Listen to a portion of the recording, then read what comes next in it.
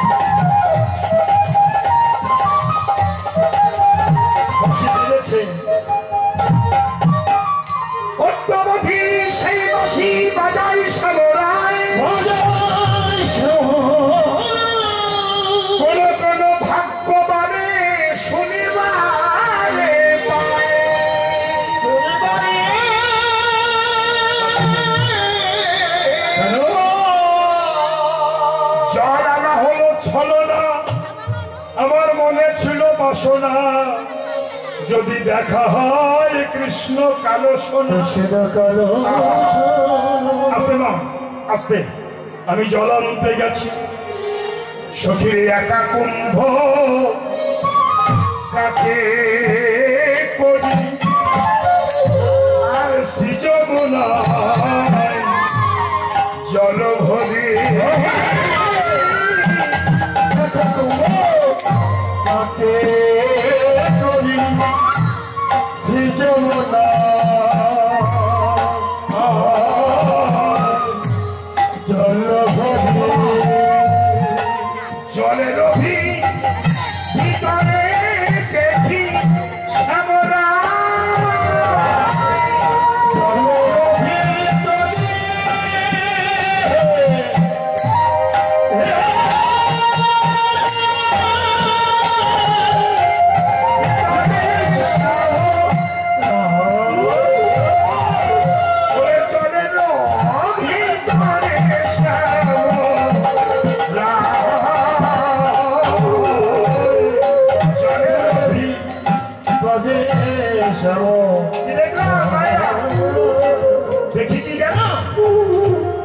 ফুলের চূড়া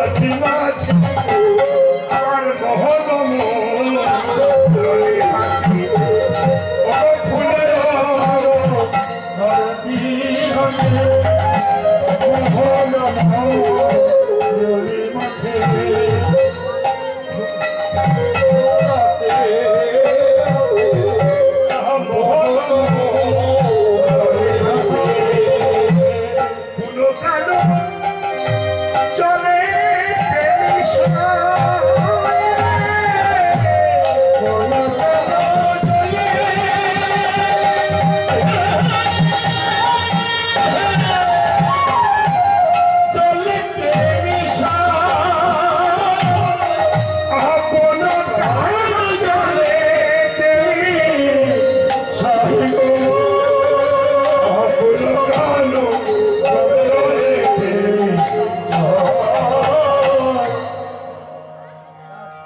রূপের বর্ণনা কথা নয়, খুব স্তব্ধ বলে শুনবেন। তখন আমি কি করলাম, দেখি জলের মধ্যে কৃষ্ণ আছে, কিন্তু না, কদম গাছ ছিল উপকূলে, সেই কদম ডালে কৃষ্ণ বসেছিলেন, তার প্রতিচ্ছায়া জলে পড়েছে। আর জলে যখন জন্ম হয় মায়েরা, কলসি দিয়ে ঘা দিলে জলে ডিম হয় না, ওই ডিমের মধ্যে কৃষ্ণের প্রতিচ্ছায়াটা দেখতে পেয়েছে, ডিম্ব আস্তে আস্তে আস্তে আস্তে। তাই রাহানি ভাবলে সখী রে, আমার মনে হয় আমার কৃষ্ণ আমাকে ধরা দেবে না বলে জলের মধ্যে এসে আমাকে দেখে যাচ্ছে।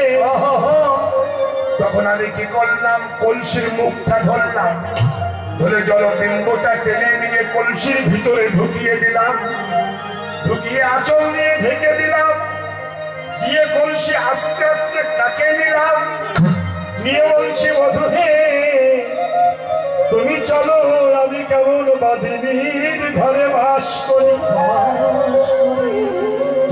তোমাকে রন্ধন গৃহে রেখে দেবো, তুমি দেখবে। সখী রে, এই বলে কিছু দূর গেলাম, যে কলসির মুখটা যখন খুলে দেখলাম, দেখি কৃষ্ণ নয়, মানে জলবিম্ব ফেটে গিয়েছে। সেদিন থেকে বুঝেছিলাম আমার কৃষ্ণ কত চতুর রে। আস্তে তখন কলসিটা মাটিতে রেখে আমি ছুটে যাচ্ছি, যেখানে কৃষ্ণকে দেখেছিলাম সেখানে দেখতে হঠাৎ মাটির কলসি, আস্তে চিত্ত আস্তে, মাটির কলসি আমাকে ডেকে বলছে, ও রাধে, অত ধৈর্যহীন হয়েও না। ধৈর্যহীন ব্যক্তিরা কোনদিন কৃষ্ণ দর্শন পায় না। যদি কৃষ্ণ পেতে চাও, আঘাত প্রতিঘাত সহ্য করো। কেন? মাটির কলসি বলছে, রাধে আমি দেখো কলসি হয়েছি, আমি কত আঘাত সয়েছিলাম জানো। আমি মাঠের মধ্যে মাটি ছিলাম, কুমুর যারা হাড়ি কলসি তৈরি করে, তারা কোদাল দিয়ে মাটি কেটে এনে ঝুড়ি ভর্তি করে বাড়ি আনলো। আমি মনে করলাম বসে আমার জ্বালা জড়িয়ে গেল। বিকালবেলা দেখি তার বাড়ির মহিলারা জল এনে আমাদের অঙ্গে ঢেলে দিল। ভাবলাম জ্বালা জড়িয়ে গেল। পরে দেখি সেই মহিলারা পা দিয়ে আমাদের কত প্রেষণ করল,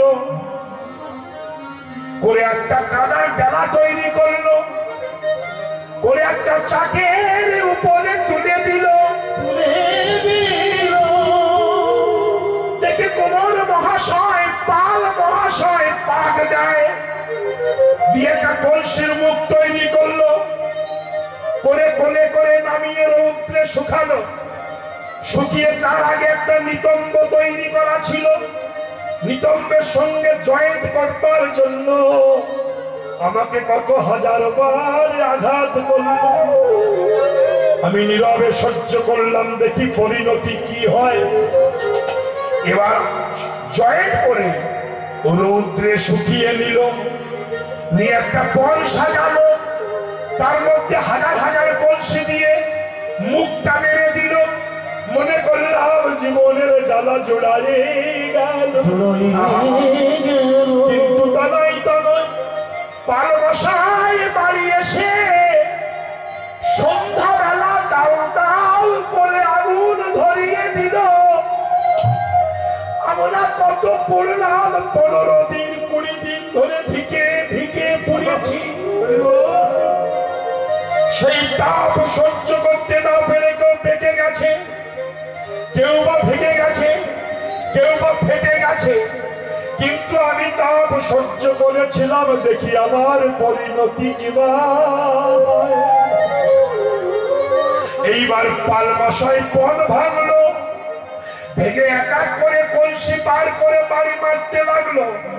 দেখলো কেমন পড় খেয়েছে। আমি ভালো পুড়েছিলাম বলে হাতে নিয়ে গেল।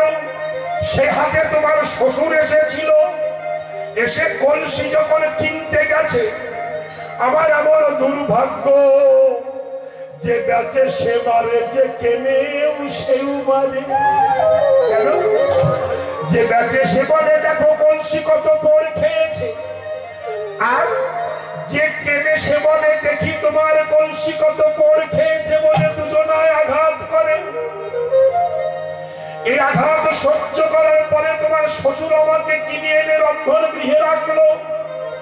তুমি কোলে গেলে, যমুনায় গেলে, যমুনায় জল আনতে যে আমার মধ্যে করে তুমি কৃষ্ণকে ভর্তি করলে। আজ বলো তো রাধে, সেই মাটি কাটার থেকে কলসি বেচা পর্যন্ত যদি সহ্য না করতে পারতাম, তবে কি আজ রাধা কৃষ্ণের দর্শন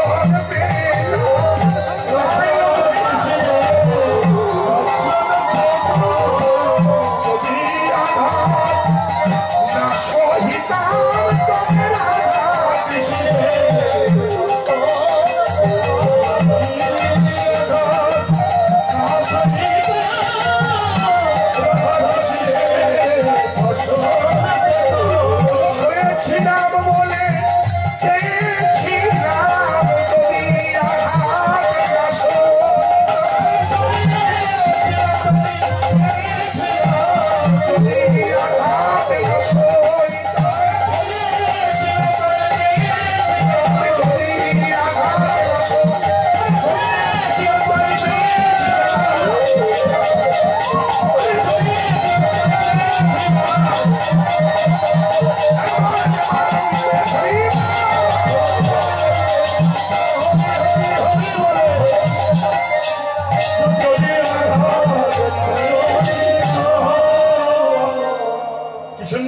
কথা কলসি বললো বলুন দেখিনি?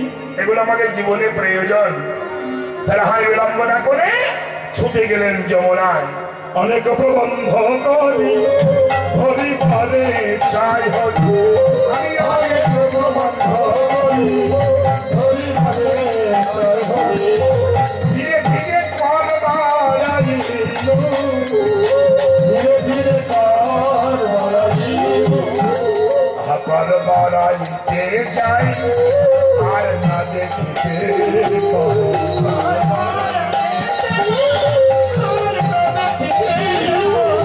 আকুল হইয়া চলে ডুবিল,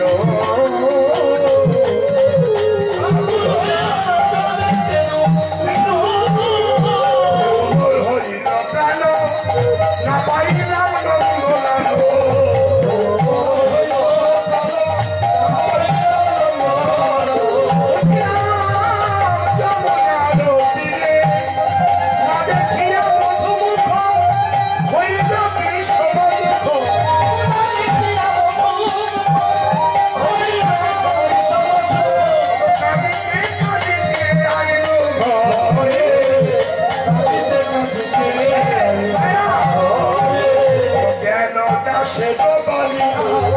শুনো রাধা বিনোদী,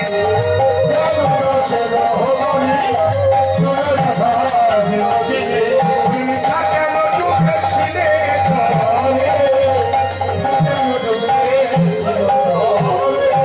তুমি বুঝিতে নারিলে মায়া, চলেছিল রঙ্গ ছায়া,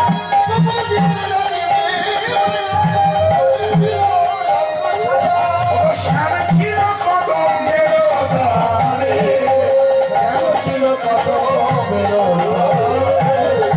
আমাদের ভুল তত্ত্ব, ভুল শিক্ষা, যা শুনি বুঝি সব জীবনে ভুল। কেন ভুল বুঝি বলেই তো ভগবানকে বুঝি না। আমি একটাকে বলেছিলাম ঈশ্বরের লীলা বুঝা বড় জ্বালা। আস্তে আস্তে আস্তে আস্তে আস্তে আস্তে বৈশাখ মাস, প্রচন্ড গরম। আপনাদের সাইডে গরম পড়ে না? বলে তো গরমকালে দুই বন্ধু বিলাপ দিয়ে যাচ্ছে আত্মীয় বাড়ি, যেতে যেতে বড় জল পিপাসে লেগেছে। তো সে বন্ধু আর এক বন্ধুকে বলছে, বন্ধু আমার খুব জল খেতে ইচ্ছা করছে। তো জল তো মাঠে তখন পাওয়া যায়নি, তখন মাঠে তরমুজের চাষ হয়েছিল। তরমুজ চেনেন তো? তরমুজও চেনেন না? কালো কালো মাল, মাঝখানে লাল। ওই একটা 5 কেজি ওয়েটের মাল একটা তুলে এনেছে, এনে বিশাল বট গাছের তলায় বসে তরমুজ কেটে খাচ্ছে। আর যে খাচ্ছে, যার জল পিপাসা লেগেছিল, সে আর এক বন্ধুকে বলছে, বন্ধু ভগবানের না কাণ্ড জ্ঞান নাই। কেন? তুই বল, যদি তার কাণ্ড জ্ঞান থাকতো, ছোট্ট একটা গাছে এত বড় ফল আর বিশাল বট গাছে ছোট্ট ছোট্ট ফল, তো যদি ভগবানের কাণ্ড জ্ঞান থাকতো তাহলে বড় গাছে বড় ফল দিত, ছোট গাছে ছোট ফল দিত। কাণ্ড জ্ঞানহীন। দেখুন বেচারটা কেমন, সারা তরমুজ খেয়ে বট গাছের তলায় একটু ঘুমিয়ে পড়েছে, আর এই বটের ফল ওই শালার নাকে প্রকাশ করে পড়েছে। ওর ঘুম ভেঙে গেছে। বন্ধু বলল কি হলো? বলে বটের ফল নাকে পড়েছে। ও বলছে ফল কেন, শালা ডাল ভেঙে পড়া উচিত ছিল। বলে কেন? তুই যে বললি ভগবানের কাণ্ড জ্ঞান নাই, এবার বলতো আর যদি ভগবান বট গাছের ফলটা তরমুজ গাছে দিত, আর তরমুজটা যদি বট গাছে দিত, ওই মাল ছুঁড়ে যদি তোর নাকে পড়তো, তুই বাঁচতিস? আমার ভগবান জানে সৃষ্টি ষষ্ঠ জীব মাঠে ঘাটে খেটে পরিশ্রান্ত হয়ে রৌদ্রের তাপে দেহ শীতল করতে বৃহত্তম বটবৃক্ষের তলে বসবে। ওই গাছে যদি বড় ফল দিই, ওই ফল ছিঁড়ে যদি ভক্তের মাথায় পড়ে, আমার ভক্ত কত আঘাত পাবে। তাই বড় গাছে ছোট ফল দিয়ে নিতাই গৌর হরি বল বলে আমি ভক্তের সেবা করে। রাধা বলছে, সখী রে, আমার তো বড় ভুল হয়েছে ওখানে। আমি আজ থেকে কৃষ্ণকে ভালোবাসিনি। এই যে বৌমা শোনো, তোমরা তো ভালোবাসা করো বুড়ো হলে, বড় হলে, আর রাহানি ভালোবাসা করেছেন কবে? শিশুকাল হইতে আমি শ্যাম সোহাগী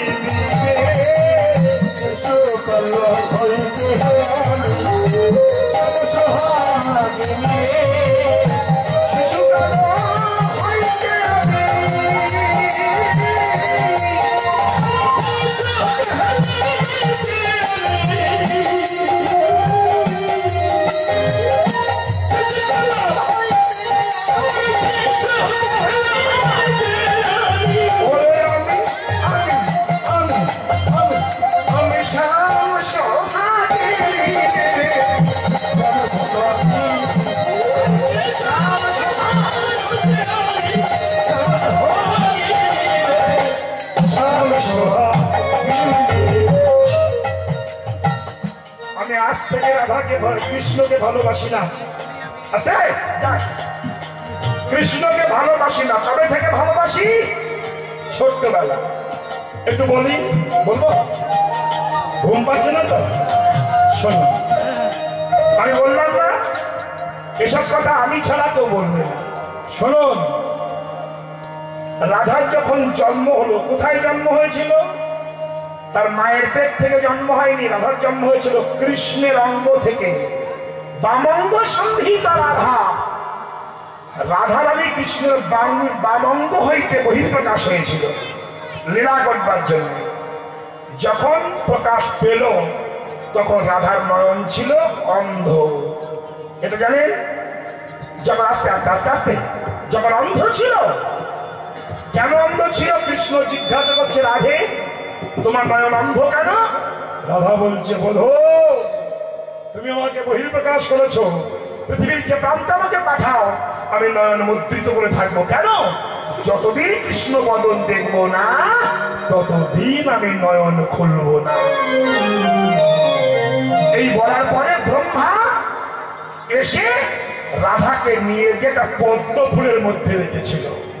ব্রহ্ম বৈবর্ত পুরাণে লেখা আছে, দেখবেন, ভুল কথা নয়। আস্তে আস্তে আস্তে ব্রহ্ম বৈবর্ত পুরাণ যখন পদ্ম ফুলের মধ্যে রাখলো, বৃষভানু রাজা স্নান করতে এসে রাধা রানীকে পেয়েছিলেন। সেই কথাটা রাধা সখীদের সঙ্গে বলছে, সখী শোন, আমার বাবা আমাকে কোলে নিল, নিয়ে ঘরে নিয়ে গেল, নিয়ে আমার মায়ের কাছে দিল। মায়ের নাম হলো কীর্তিদা। আমার চোখ অন্ধ ছিল, মা তো জানে না। মা কোলে নিয়ে জননী আমারও দিকে ছিল ধারো, জননী আমারও দিকে ছিল ধারো, নয়ন মুদিত দেখি,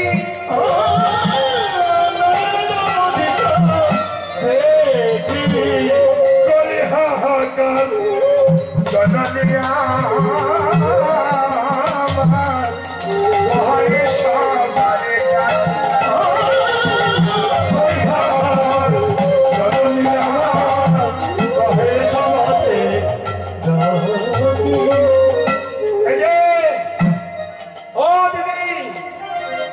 শুনতে পাচ্ছ আমার কথা? দেখে যাও, আমার কন্যা হয়েছে, আমার মেয়ে হয়েছে। এই কথা রাহানি মা যখন চিল্লিয়ে বলতে লাগলেন, শুনি সেই কথা যশোমতী মাতা, শুনি সেই কথা যশোমতী মাতা,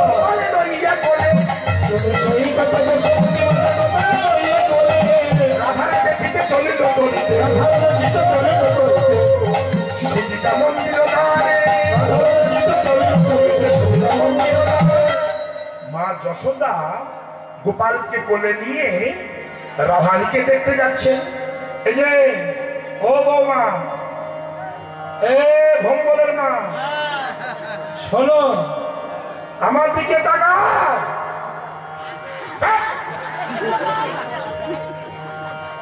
শোনো, রাত তখন 1:15 হয়ে গেছে, প্রায় 25 হয়ে গেছে। মা যশোদা চিন্তা করলেন, এত রাত্রে বাচ্চা কোলে নিয়ে তো যাওয়া ঠিক হবে না, আস্তে আস্তে আস্তে। কিন্তু মা যশোদা তো জানে না রাধার সঙ্গে কৃষ্ণের অ্যাডভান্স কন্ট্যাক্ট হয়ে আছে, যে স্পর্শ না করলে না হবে না, মা তো জানে না। মা যশোদা চিন্তা করছেন, এত রাত্রে নিয়ে গেলে যদি বাতাস লাগে, যদি ঘন ঘন দুধ তোলে, একটা ভয়। তাই মা যশোদা চিন্তা করলেন, গোপালকে নিয়ে যাব না, বসিয়ে রেখে যাব, একটা বাটিতে ননি দিয়ে বলবো সোনা ননি খাও, ও ননি খাবে আর আমি রাধা রানীকে দেখে আসবো। গোপাল চিন্তা করছে সর্বনাশ, মা যদি আমাকে না নিয়ে যায় তবে তো রাধার নয়ন হবে না। আমার কথা আছে স্পর্শ করলে নয়ন হবে, তো ছলে বলে কলে কৌশলে আমার যেতেই হবে। মা তখন একটা বাটিতে ননি দিয়ে যত্ন করে বলছে সোনা মানা কচি পাগল ননি খাও।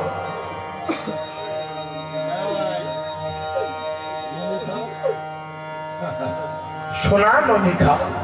আস্তে আস্তে মায়েরা বাচ্চাদের অনেক নামে ডাকে না, কচি পাগল, তারপরে ওরে আমার সোনার টুকরো রে, ওরে আমার হিরের টুকরো রে, ওরে আমার ঝন্টু মন্টু রে, তারপরে অনেকে বলে ওরে আমার নুনু রে।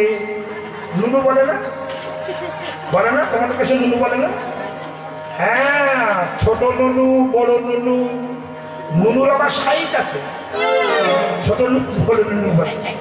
হ্যাঁ, মা যশোদা বলছে নুনু তুমি বসে ননি খাও, যেন কেঁদো না, আমি যাবো আর আসবো। গোপাল চিন্তা করছে একটা রাস্তায় সেটা কান্না, আমি এমন কান্না কাঁদবো আমাকে নিয়েই যেতে হবে। যেই না নদী দিয়ে মা যশোদা চলে যাচ্ছে, গোপাল কান্না আরম্ভ করে দিয়েছে।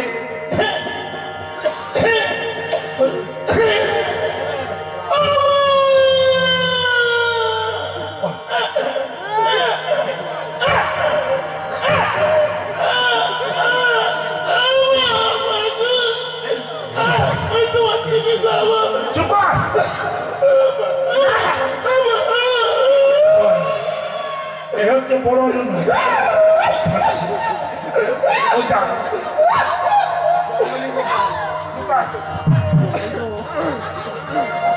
আমাদের ও কেড়েই যাচ্ছে। আরে চুপা, ও চুপা, চুচু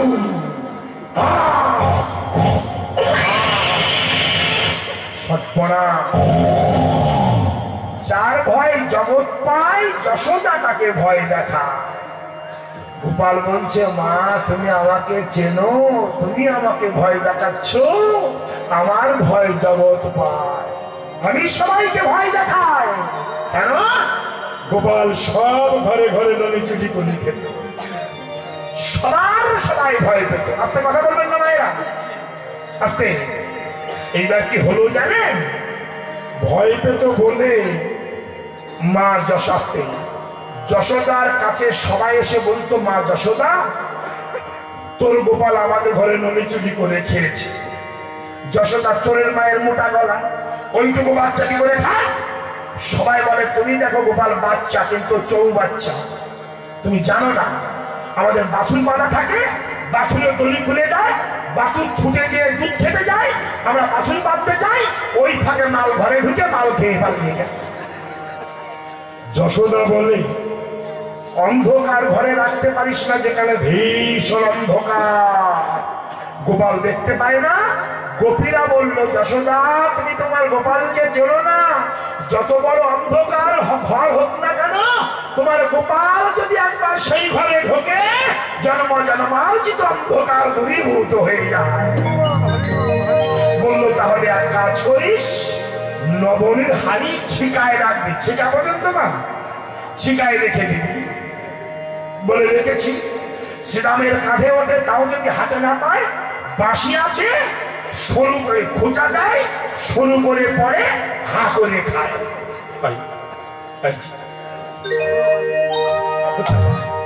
সরু করে পড়ে, হা করে খায়।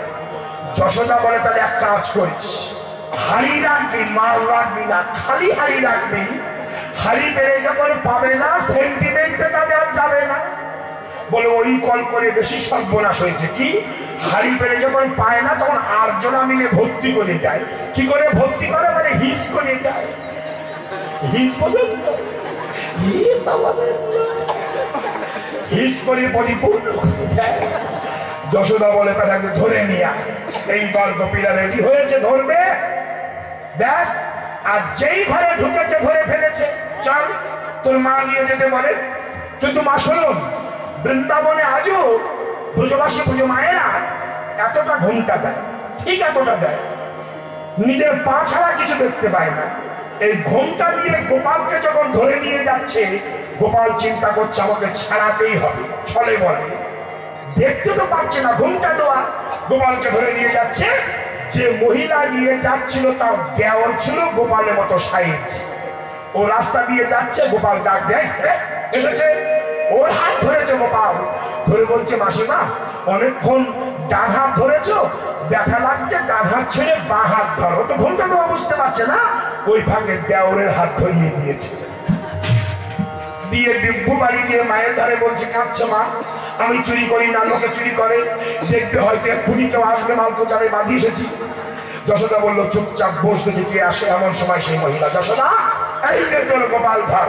গোপাল বলছে দেখেছো রেডিমেড মাল ধরে এনে তাকে দেখাচ্ছে, ও তো আমি নয়। যশোদা বললো ঘুমটা খোলতে তুই খুলে দেখো গোপাল না, ও তো ওভার সানগুইন যে গোপালকে ধরেছে, কি দেখবা? ঘুমটা খুলে দেখে শালা দেওর দাঁড়িয়ে আছে। ও গোপাল তুই দেওর হলি কখন? যশোদা বলছে, এই গোপাল বলছে আজ ধরেছি। ধরেছ, দেওর দেখিয়ে দিয়েছি, এবার ধরলে তোমার স্বামীকে দেখিয়ে দেবো। কোমরে কাপড় জড়িয়ে বলে আমার ঘরে খাস আর আমাকে শাসাস। গোপাল বলে আমি কারোর ঘরে খাই না, সবাই আমার ঘরে খায়। এই ঘরগুলো সব আমারই দেওয়া, তোমরা আমার ঘরে বাস করো। আমি যদি বলি ঘর ছেড়ে দাও, লিমিটেড টাইমের মধ্যে ঘর ছেড়ে দিবে। সেই গোপালকে ভয় দেখিয়েছে মায়েরা। ও মা সাগর, যেই গোপাল বলছে মা তুমি আমাকে নিয়ে যাবে না, না তখন ভয় দেখাচ্ছে, যদি না নিয়ে যাও দেখতে পাবে, বাড়ি এসে কি দেখবে, ভয় দেখাচ্ছে। মাগো তুমি যদি না নেও কোলে, বাড়ি এসে দেখবে মরা ছেলে।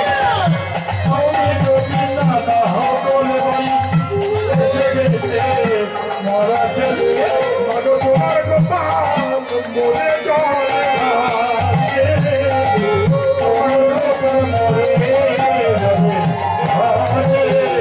এই কথা যদি কেউ বলে বাচ্চা দেখে যেতে পারে। মা যশোদা গোপাল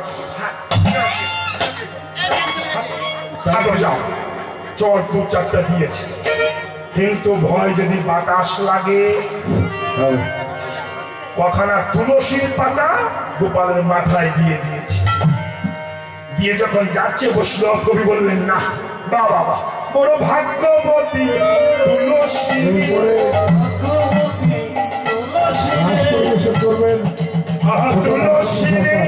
তুলসী ভাগ্যবতী তুলসী, তুলসী তুলসী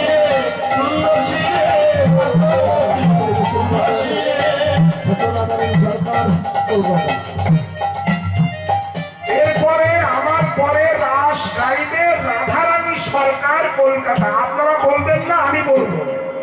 গান চলাকালীন কথা বলবেন না, বাড়িতে অসুবিধা হয়। শুনুন তাহলে কি বললেন, আস্তে পাতা যখন তুলসীর পাতা দিয়েছে গোপাল নিয়ে যাচ্ছে। গোপাল কি দেখালেন, যদি কৃপা পেতে চাও তুলসীকে আগে ধরো, তবে এই কৃপা হবে। এই জন্য বৈষ্ণবের গলায় তুলসীর মালা থাকে, থাকে না? অনেকে বলে তুলসীর মালা গলায় দেয় যে গাছে কুকুরে প্রস্রাব করে। এ কথা যারা বলে, কুকুর যদি তাদের মুখ হাতে পেত ওখানেও দিত। জানেন এই ভারতবর্ষ যখন ব্রিটিশ শাসিত ছিল তখন এক বাঙালি বৈষ্ণব তুলসী গাছকে প্রদক্ষিণ করছিল। আর এক সাহেব এসে বলেছিল, হে বেঙ্গলি তুমি কি করিতেছ হে? তখন বাঙালি বলছে তুলসী গাছকে প্রদক্ষিণ করছি। তোমার তুলসী করতে পারে, ভক্তি প্রদান করে। সাহেব বলছে গাছে ভক্তি প্রদান করে, 8টা 10টা পাতা ছিঁড়ে গায়ে গলে কিচ্ছু হয় না। আবার 10টা পাতা তুলসী পাতা মাটিতে ফেলে পা দিয়ে লড়া দিয়েছে। বৈষ্ণবের মনে বড় ব্যথা লেগেছে। ভক্তি প্রদায়ী মাকে তুই পা দিয়ে দৌড়লি, শালা সাহেবের মজা দেখাচ্ছে। বলছে স্যার আপনি যে তুলসী গায়ে রয়েছেন লেডিস তুলসীর অ্যাকশন কম, আপনি মদটা তুলসীর কাছে চলুন। সাহেব বললে বললে ভালো রয়ে চলো। সবাই নিয়ে গেছে বিশুটি গাছের কাছে। বিশুটি গাছ জানেন তো, ওই জায়গায় নিয়ে গেছে। সাহেব 8টা 10টা পাতা তুলে কাপড় ছিঁড়ে দেবে আর কুটকুটনি শুরু হয়ে গেছে।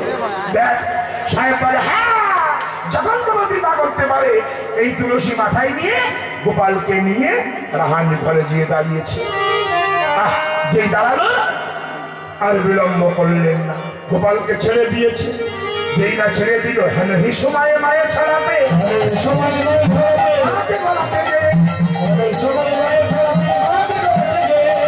আরম্ভ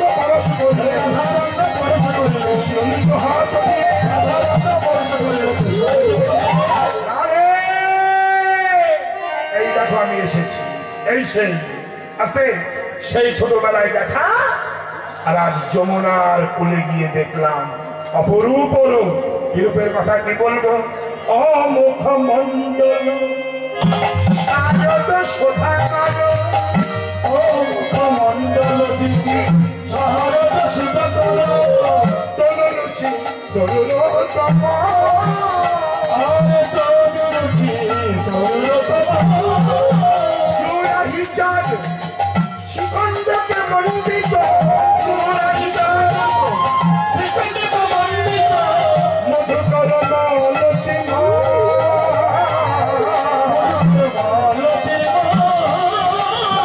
আস্তে অমুখ মন্ডল জিতি শরদ সুধাকর তনুরুচি তরুরতম চূড়াচারু শিখণ্ডকে মণ্ডিত মধুকর মালতিমা। কৃষ্ণের মাথায় ময়ূর পুচ্ছ আছে। এবার একটা প্রশ্ন বলি আপনাদের কাছে, বলুন তো রাজার ছেলে হয়ে ময়ূর পুচ্ছ কেন তার মাথায়?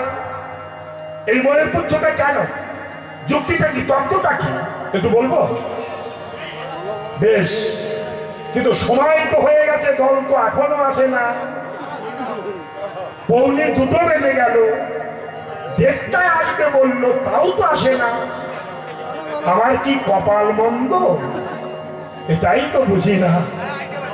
হরে কৃষ্ণ, না আমার ঈশ্বর বাবা বললো 1:30টায় যাবে, কিন্তু এখনো এলো।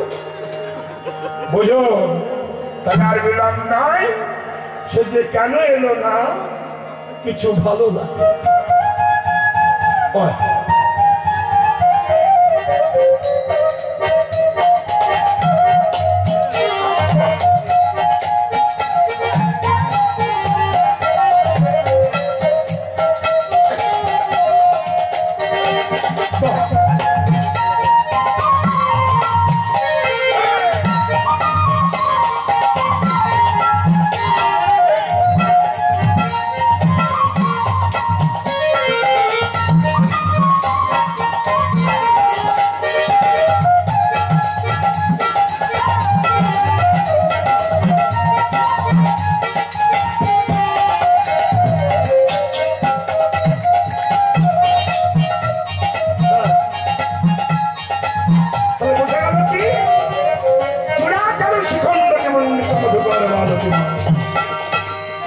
ময়ূরের পাখনা গোজা আছে, সেই পাখাটা কেন?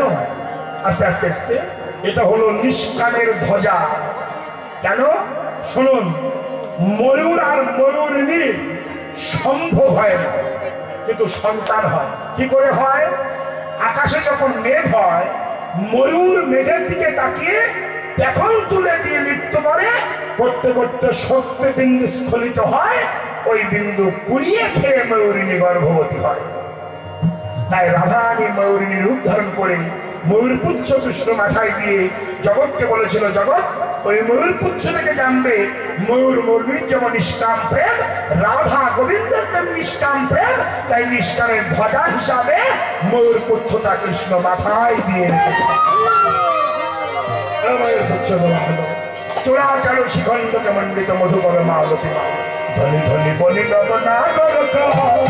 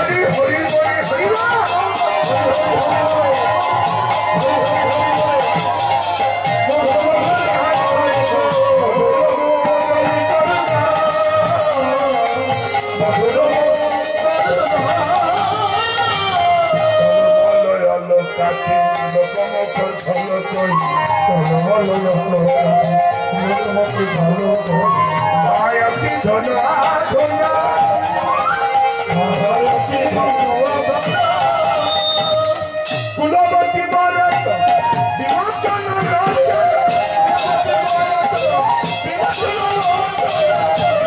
কুসুম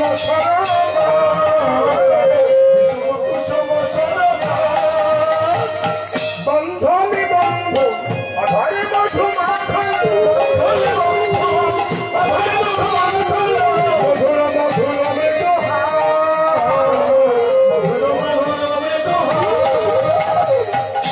ছুয়া মোদে মদনে মন মন্থর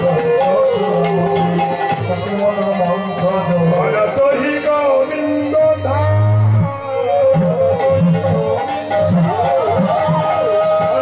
তহি গোবিন্দ।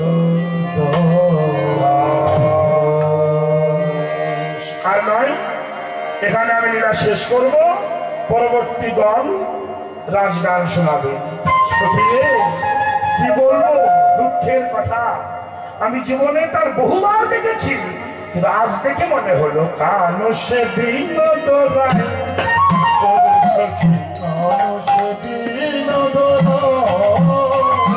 বিনোদ চিকুরে বিনোদ বিনোদ চিকুরে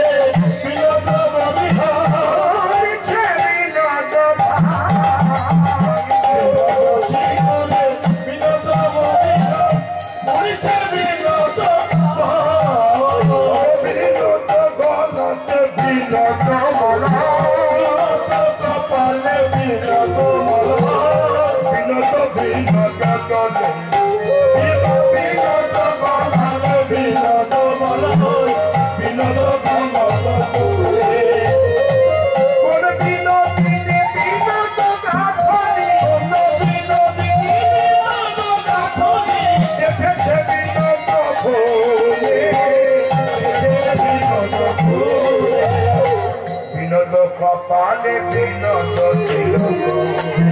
কপালে বিনোদ বিনোদ বিনোদ সাজে কপালে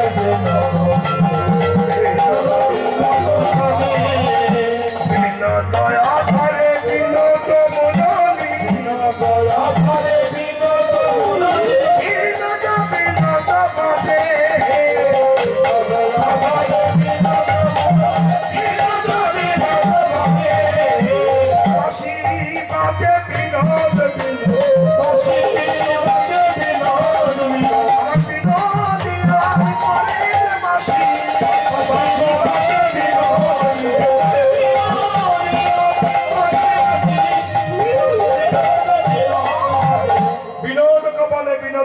বিনোদ বিনোদ সাজে বিনোদ অধারে বিনোদ মূল বিনোদ বিনোদ বাজে বিনোদ কটিতে বিনোদ ধরতে বিনোদ করিয়া সাজে বিনোদ চরণে বিনোদ নুপুর বিনোদ বিনোদ বাজে কহে যদুনাথ বিনোদ না ঘর বিনোদ কদম্ব পাবে কত বিনোদিনী বিনোদ হেরিয়া ভাষা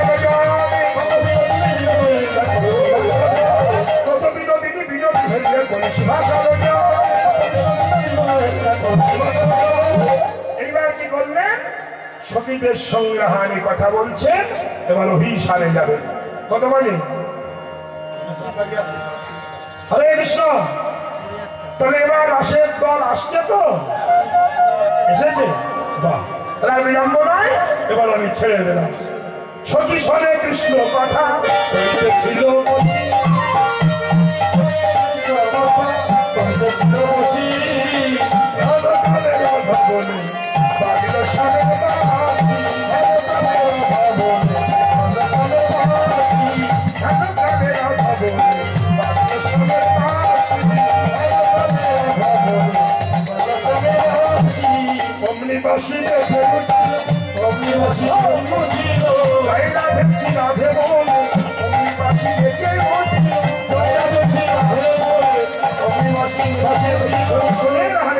করলেন না, সতী সঙ্গে অভিসারে চললেন। অভিসারে চলে